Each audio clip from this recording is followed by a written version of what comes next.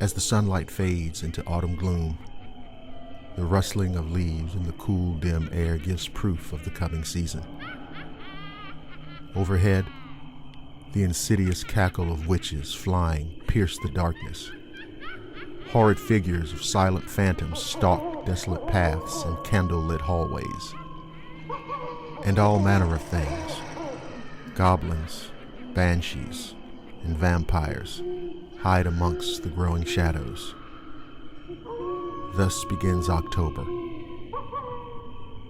Blackwater Media presents Halloween Horrors.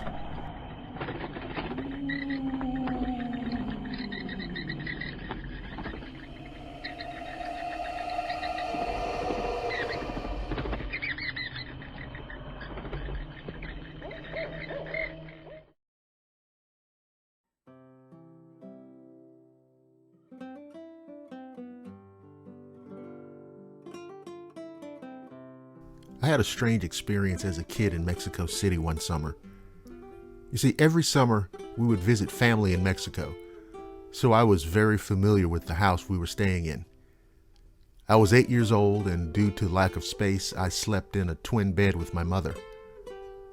One night, I had a hard time falling asleep. I was feeling very scared, but I didn't know why. Nothing had happened. After my parents had fallen asleep, a weird ticking started in the room, on the side of the room where there was an open window.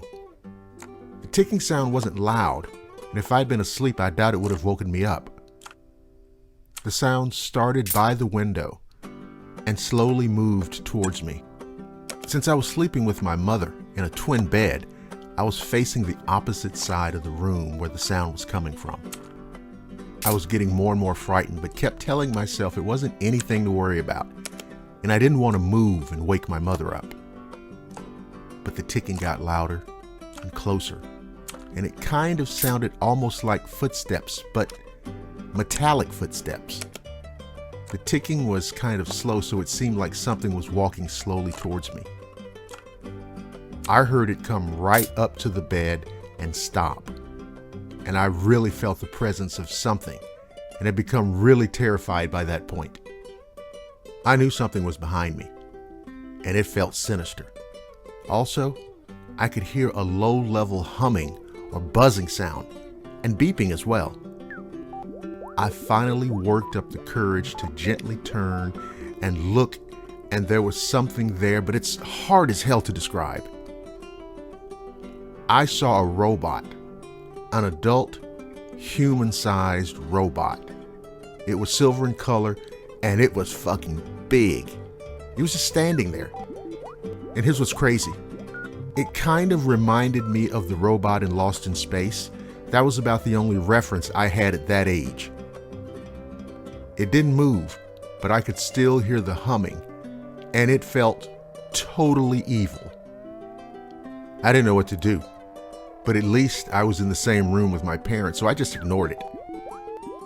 As you might guess, it took me a hell of a long time to fall asleep knowing it was still there, but I kept my back turned to it and eventually fell asleep. You know, looking back on it, I realize now that this thing, this horrifying mechanical terror, had to be something not of this world.